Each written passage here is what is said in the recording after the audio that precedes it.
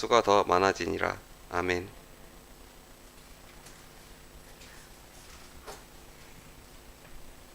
할렐루야.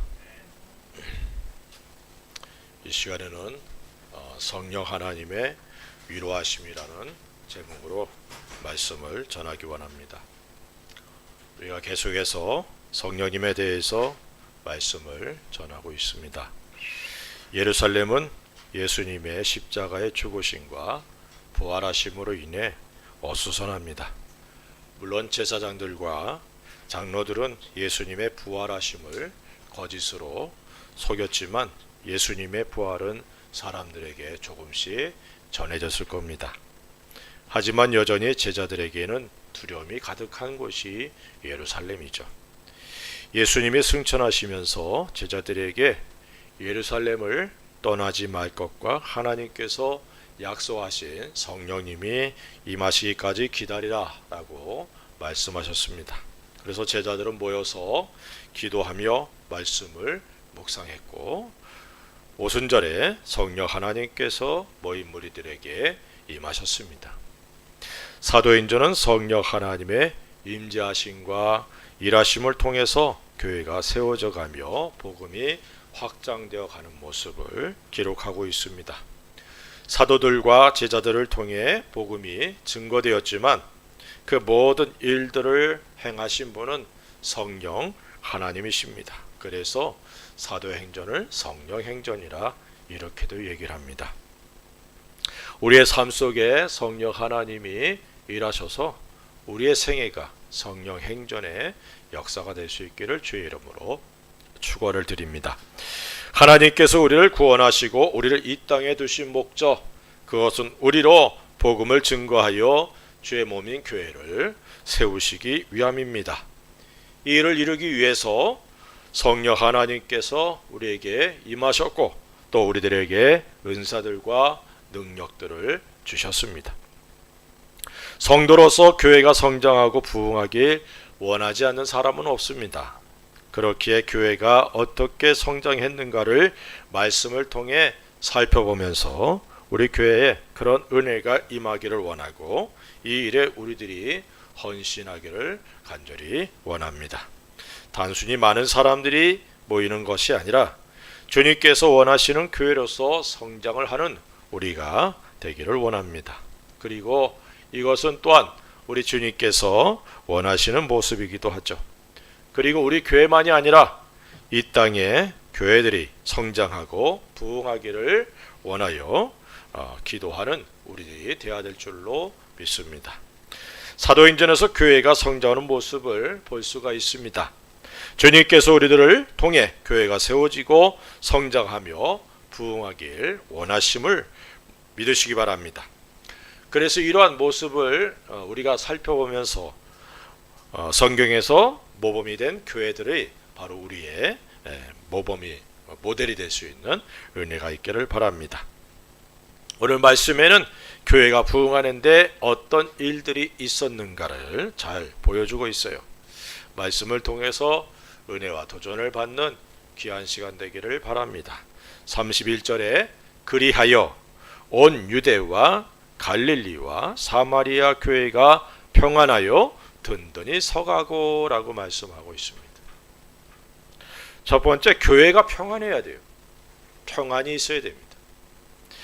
먼저 교회가 성장하기 위해서는 평안이 있어야 됩니다. 사도행전을 통해서 이 평안이란 말 자체가 단순히 아무 일도 없는, 그리고 고난이나 핍박이 없는 것을 의미하지 않는다는 사실을 우리는 알 수 있습니다. 9장 전후에도 여전히 핍박은 있었습니다. 그리스도인에게나 또 교회에는 끊임없는 마귀의 도전으로 위험의 요소들이 늘 있죠. 그렇기에 여기서의 평안은 외부적인 핍박이나 고난으로 인해 흔들리지 않는 믿음의 견고함과 주님의 십자가 앞에 놓으시고 제자들에게 주시고자 하셨던 평안이라는 사실을 먼저 깨닫게 되기를 주의 이름으로 축원을 드립니다. 예수님의 제자들이 성령 하나님으로 충만한 이후에 평안이 있었지만 핍박이 없었던 것은 아니죠. 고난과 핍박은 늘 있었다는 사실을 잊지 않기를 바랍니다. 하지만 그런 고난과 핍박이 제자들의 마음속에 있는 평안을 빼앗아 가지 않았다는 사실이죠. 우리 교회에도, 우리 개개인에게도 이런 평안으로 가득하기를 주의 이름으로 축원을 드립니다. 지금 우리는 힘들고 어려운 시간들을 보내고 있습니다. 어제 FMB 한국 기독교 한국 해외 선교 침례 해외 선교부 소속 중에 코로나 바이러스로 소천한 첫 번째 케이스가 우간다에서 사역하시던 분이 소천한 사건이 있었습니다. 그리고 또 인도에서 사역하는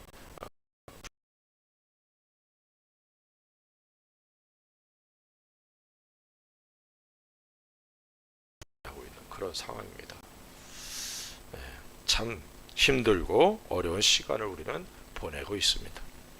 정상적인 생활이 어려운 것도 사실입니다. 하지만 우리들에겐 그 어떤 것도 빼앗을 수 없는 평안이 있어야 된다는 사실입니다.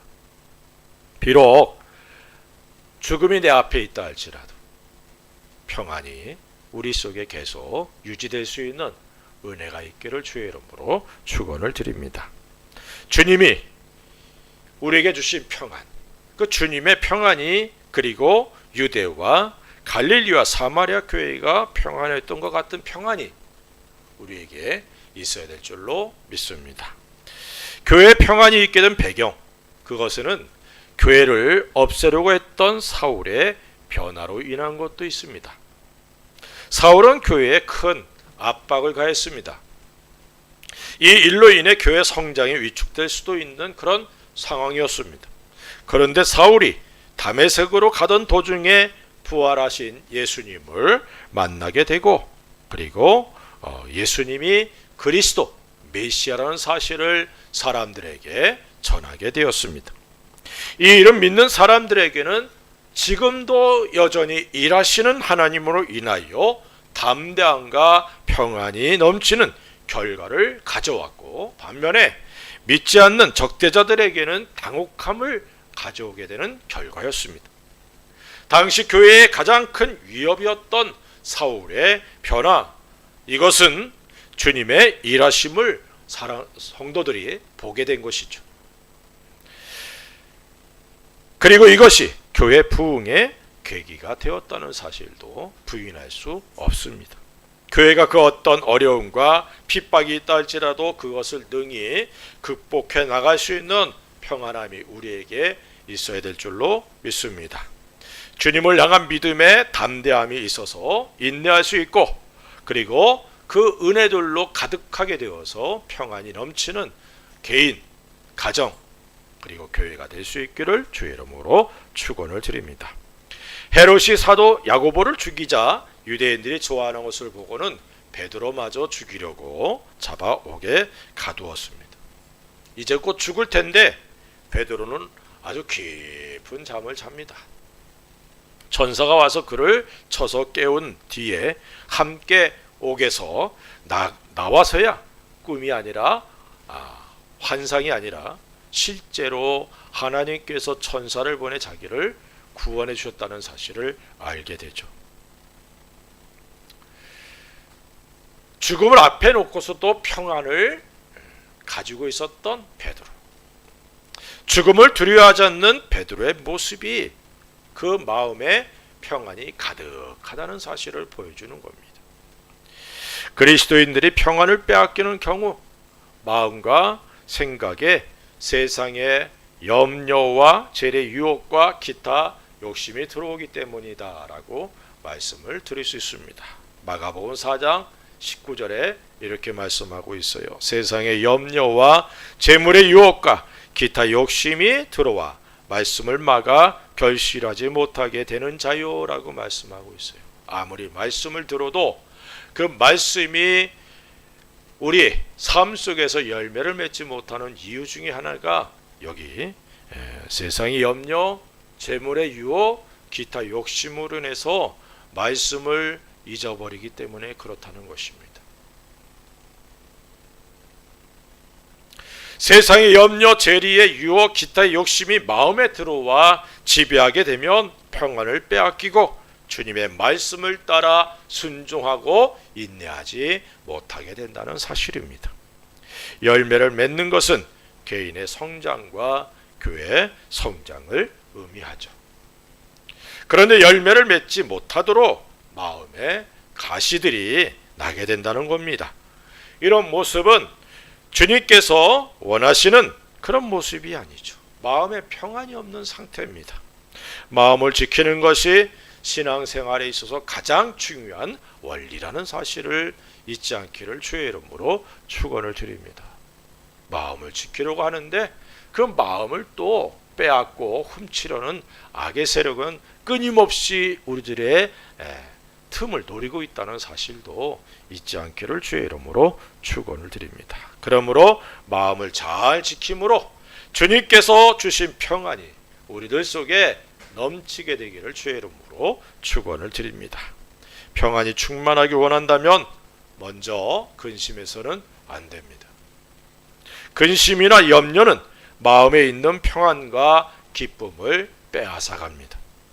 또한 근심한다는 것 자체가 전능하시며 선한 목자이신 우리 하나님을 믿는 믿음의 결여라는 사실도 잊지 않기를 바랍니다. 그래서 예수님께서는 제자들이 근심을 보고 마음에 근심하지 말 것을 말씀하고 계십니다.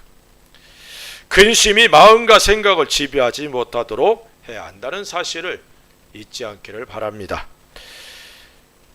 말씀과 주님을 믿는 믿음으로 이런 모든 근심과 염려를 배격하고 대적해서 마음과 생각을 잘 지켜나가는 저와 여러분들이 되어야 될 줄로 믿습니다.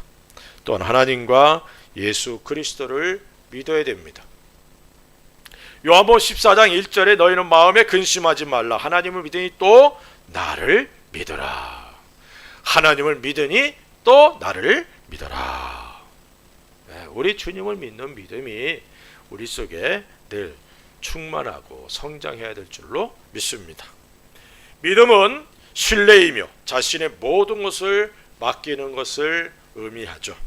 알파와 오메가이신 주님을 신뢰함으로 환경이나 핍박이나 고난으로 인해 평안을 잃지 않게 되기를 주의 이름으로 부탁을 드립니다. 평안이 개인과 교회에 충만하기를 축복합니다. 그리고 그 평안이 우리가 만나는 모든 이들에게 전해지는 은혜가 있기를 원합니다. 불안과 두려움이 사람들의 마음을 지배하고 있는 이러한 시대입니다. 사회적 거리두기와 그런 습관들이 나 자신도 모르게 사람들의 마음의 거리마저 두게 만들었어요. 길을 가다가 마스크 안 한 사람 보면 괜히 뭔가 불안하고 저 사람 왜 저러지? 라는 생각을 우리 하고 있지 않습니까?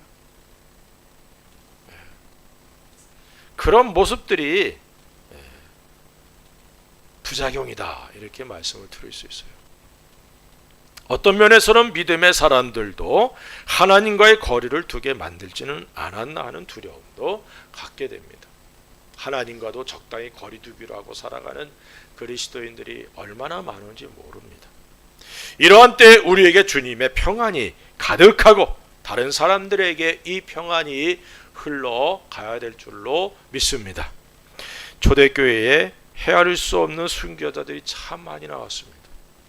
하지만 핍박하고 죽이던 사람들이 순교한 성도들의 얼굴에 평안이 가득한 모습을 보면서 오히려 그리스도인이 되는 이들이 많았다고 기록되어 있습니다.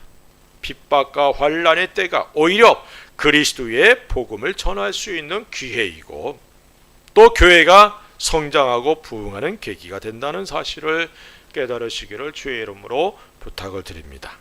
평안 가운데 든든히 서가는 개인과 교회가 되기를 주님의 이름으로 축원을 드립니다.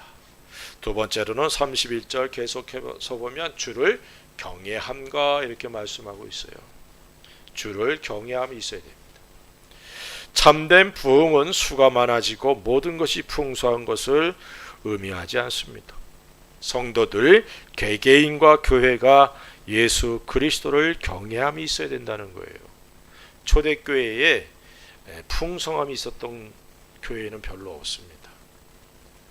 계속해서 주변에 핍박과 고난이 있었던 시대입니다. 그럼에도 우리는 그 시대를 부흥의 시대라 이렇게 얘기를 합니다. 경외란 주님을 사랑하고 주님을 두려워하는 삶을 의미합니다. 주님을 사랑한다는 것은 사랑을 실천하는 삶을 의미하죠.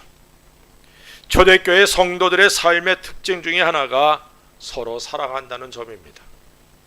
그리고 그 사랑은 풍성해지는 특징을 갖고 있습니다. 데살로니가후서 1장 3절에 보면 형제들아 우리가 너희를 위하여 항상 하나님께 감사할지니 이것이 당연함은 너희의 믿음이 더욱 자라고 너희가 다 각기 서로 사랑함이 풍성함이니 라고 말씀하고 있어요. 사랑은 점점 더 풍성해지는 그런 특성을 갖고 있습니다. 성도들 간의 사랑도 마찬가지요. 주님을 향한 사랑도 마찬가지입니다. 부부간의 사랑도 점점 더 풍성해져야 될 줄로 믿습니다. 주님을 사랑함으로 형제자매를 사랑하게 됩니다. 그리스도인으로서 사랑하지 않으려는 사람은 없을 거다라고 생각이 됩니다.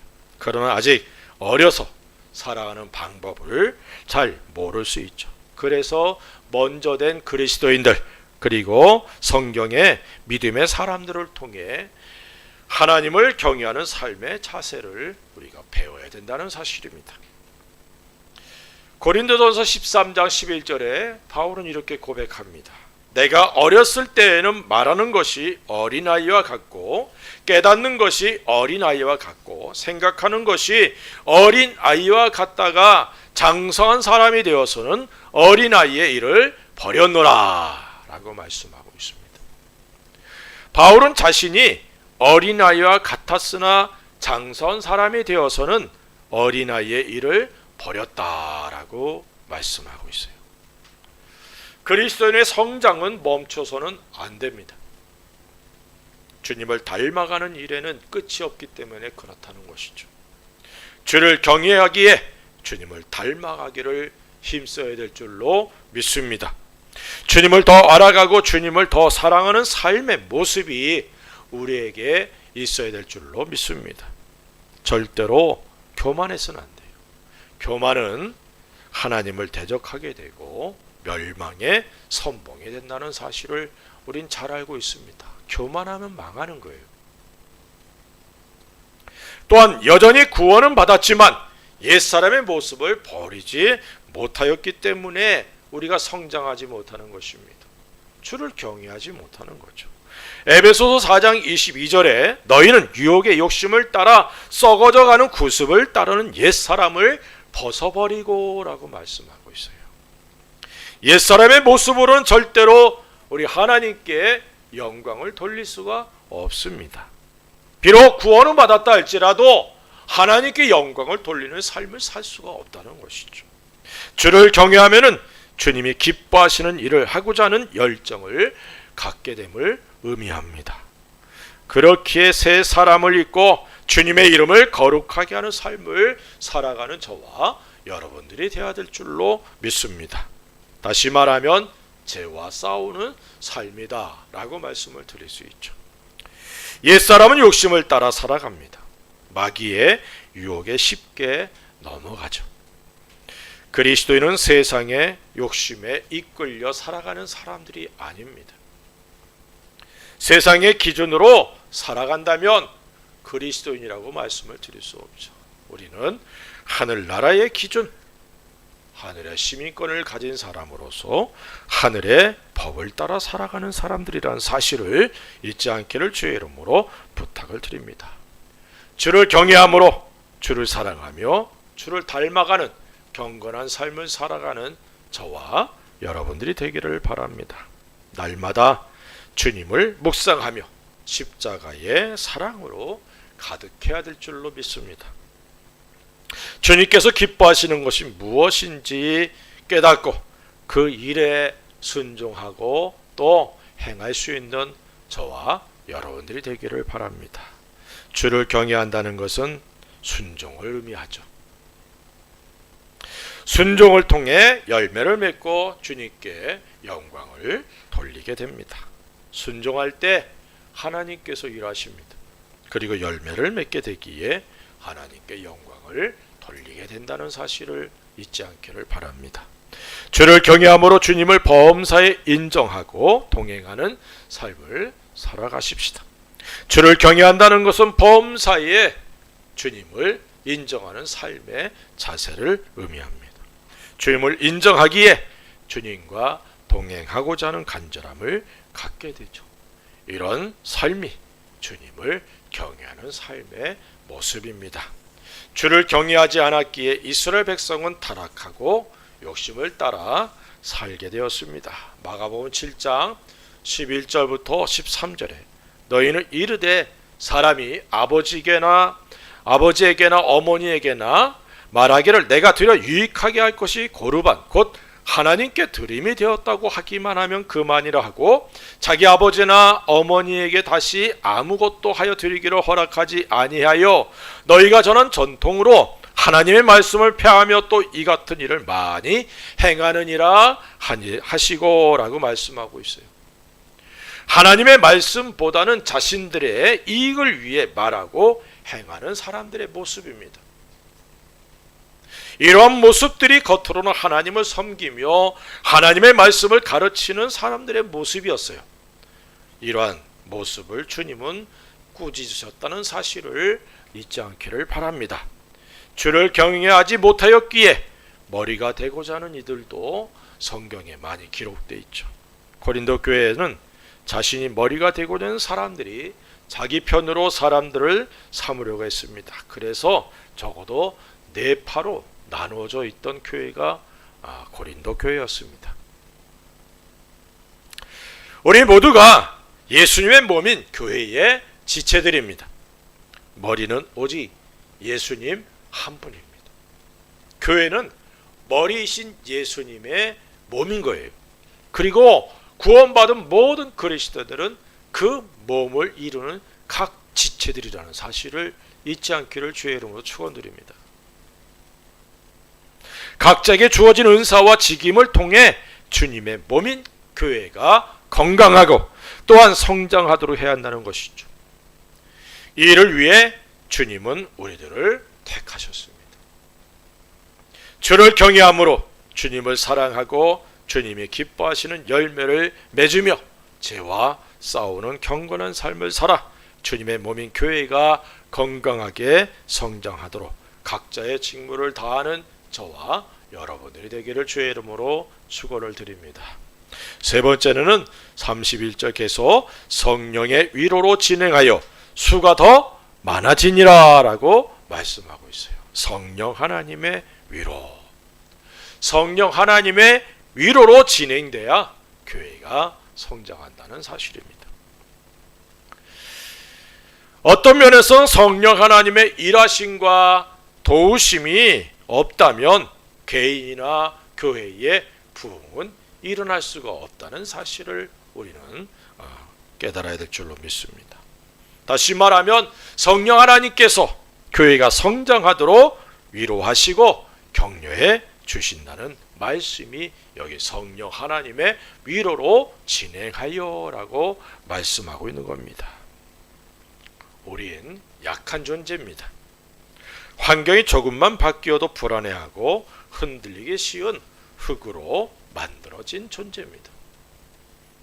그렇게 성령 하나님께서 우리를 도우시길 원하여 우리에게 오셨습니다.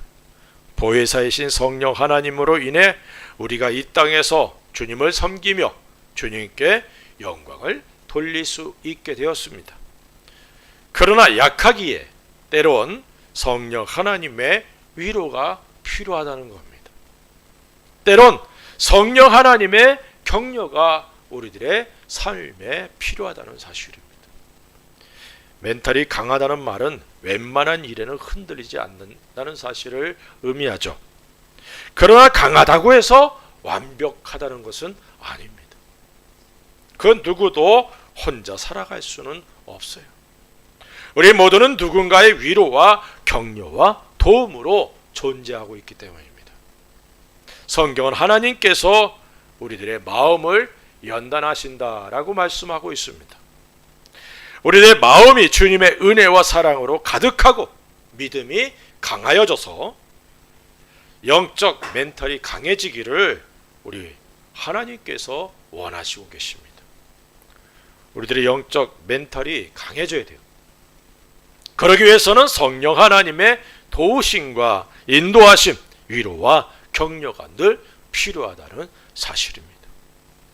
강해진다는 것은 더욱 성령 하나님을 의지하는 것을 의미하죠. 믿음의 성장과 교회의 부흥은 성령 하나님을 더 신뢰하고 의지할 때 일어난다는 사실입니다. 우리가 부활절 그 다음 주부터 계속해서 성령 하나님에 대해서 말씀을 들었습니다.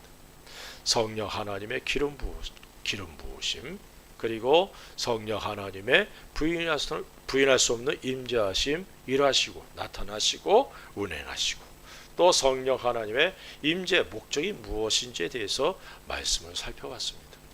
그리고 오늘 성령 하나님의 위로해 주심이 우리들에게 필요하다는 사실을 또 마음에 새길 수 있기를 주의 이름으로 축원드립니다. 성령 하나님의 위로와 격려가 우리 모두에게 필요합니다. 약해서 넘어질 때 성령 하나님의 위로가 필요해요. 내가 너와 함께하고 있다. 일어나라. 다시 일어나서 우리 하나님께서 원하시는 길로 가야지. 그럴 수도 있어. 약하니까. 위로하고 또 격려해 주시는 성령 하나님의 위로가 우리에게 있기를 주의 이름으로 축원을 드립니다. 우리에게 성령 하나님의 위로가 필요하다는 사실. 그래서 먼저 성령 하나님을 인정해야 돼요. 자신과 늘 함께 하시는 성령 하나님을 인정할 때 성령님의 위로와 격려가 있게 된다는 사실입니다. 물론 성령님의 위로와 격려는 우리가 지쳐 있거나 힘들어하거나 실망해 있을 때 필요하다는 것이죠. 그런데 이런 일들은 우리들이 성령 하나님을 인정할 때에 있게 됩니다. 힘들고 지쳤을 때 난 아무도 없어, 나를 돕고 나와 함께하는 사람이 아무도 없다고 절망과 깊은 좌절의 수렁에 빠지면 안 된다는 거예요. 나와 함께 하시는 성령 하나님을 기억하면서, 성령 하나님, 내가 많이 힘들고 지쳐 있습니다. 내 힘으로는 일어날 수 없어요. 나를 위로해 주시고 격려해 주시길 원합니다. 성령 하나님께서 반드시 위로해 주시고 격려해 주심을 경험하게 될 줄로 믿습니다. 우린 성령 하나님의 도우심이 없으면 열매를 맺을 수 없습니다. 내 속에 계시며 영원히 떠나지 않으시고 도우시는 성령 하나님을 늘 인정하는 것이 믿음이죠. 성령 하나님의 임재로 인해 구원을 받아 하나님의 자녀가 되었고 영에 속한 사람이, 우리는 영에 속한 사람이 되었습니다. 그렇게 우리 모두가 성령 하나님과 깊은 교제를 가질 수 있게 되기를 바랍니다. 성령 하나님의 위로와 격려들이 우리들에게 필요하다는 사실을 잊지 않기를 바랍니다. 사람들이 위로 안 해줘도, 사람들은 나를 무시하고 방치한다 할지라도 성령 하나님께서 시시로 우리를 위로해 주시고 또 격려해 주심을 믿으시기 바랍니다. 지금도 우리를 위해 일하시며 우리를 통해 영광을 받으실 하나님의 임재를 경험할 때 우리들은 위로와 격려를 받게 되죠. 찬양할 때 성령 하나님이 우리를 만져주시고, 기도할 때에 우리의 기도를 들어 응답하시고, 말씀을 들을 때에 우리의 영혼육을 만져주시는 그런 성령 하나님의 위로가 우리에게 늘 있기를 주의 이름으로 축원을 드립니다. 힘들고 지쳤을 때에 말씀이 떠오르고 깨달아짐으로 인해 힘을 얻게 되는 것이 성령 하나님의 위로입니다. 제가 좋아하는 찬양 중에 하나가 왜 나만 겪는 고난이냐고. 이 찬양을 참 좋아해요. 우리들이 고난을 만나면 왜 나만 이렇게 힘든 일을 겪지? 라는 생각을 하지 않습니까? 근데 그 찬양을 하다 보면 맞아, 하나님이 나와 함께 하시지. 이러고 있으면 안 되지. 다시 일어나야지. 힘을 얻고 위로를 얻고 격려를 얻게 되더라고요. 이러한 일들이 바로 성령 하나님의 위로해 주시는 은혜라는 사실을 깨닫게 되기를 주의 이름으로 축원드립니다. 또한 우리들의 필요를 채워주심으로 인해 위로를 경험하기도 합니다. 어떤 어려운 일들을 만났는데 이 어려운 일이 해결돼야 돼요. 그래서 주님 앞에 기도했는데 그 기도가 응답될 때 위로를 얻게 되는 겁니다. 때로는 우리의 대적들이 굴복하는 모습이 또 위로가 되기도 하죠. 계시록 3장 9절에 보라, 사탄의 회당 곧 자칭 유대인이라 하나 그렇지 아니하고 거짓말하는 자들 중에서 몇을 내게 주어 그들로 와서 내 발 앞에 절하게 하고 내가 너를 사랑하는 줄을 알게 하리라. 빌라델비아 교회를 핍박하던 사단의 회라 지칭되었던 유대인들 중 몇이 복음에 굴복하는 일이 바로 성령 하나님의 위로라 말씀을 드릴 수가 있어요. 사일기가 등등하여 교회를 없애려고 했던 사울을 만나주시고 변화시키신 일이 바로 교회에 주어진 성령 하나님의 위로였다는 사실입니다. 이런 성령 하나님의 위로가 우리들에게 풍성해지기를 주의 이름으로 축원을 드립니다. 우리 개인이나 교회에 성령 하나님의 위로와 격려가 필요합니다. 이제부터 이것을 놓고 기도하시기 바랍니다. 성령 하나님의 위로와 격려가 필요합니다. 나를, 우리 교회를 위로해 주십시오. 우리를 격려해 주십시오. 이러한 기도가 우리들의 삶에 계속되기를 주의 이름으로 부탁을 드립니다. 오늘 말씀에 이렇게 기록되어 있어요. 든든히 서가고 수가 더 많아지니. 이것이 바로 교회의 부흥의 모습이죠. 든든히 서가는 것과 수가 더 많아지는 것이 주님께서 원하시는 부흥입니다. 우리 교회에 이런 은혜가 임하기를 위해 기도하십시다. 주여, 주의 몸된 교회가 든든히 세워져 가고 그리고 수가 더 많아지는 은혜가 성령 하나님의 위로로 진행되어지기를 간절히 원합니다. 이런 기도가 우리에게 있어야 될 줄로 믿습니다. 먼저는 교회가 평안하길 위해 기도하십시다. 주님의 평안이 개인과 가정과 행하는 일과 교회 위에 충만하기 위해 기도하십시다.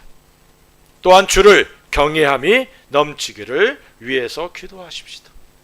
주님을 사랑하며 주님을 위해 자신을 희생하고 또 주님이 기뻐하시고 원하시는 죄와 싸우는 경건한 삶을 살아가는 저와 여러분들이 되십시다.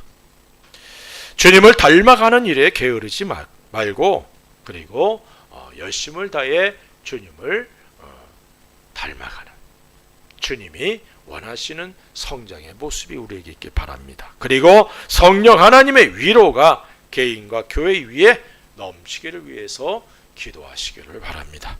그래서 주님의 교회가 든든히 서가고 수가 더 많이 더해지는 성장과 부흥이 일어나길 위해 기도하십시다.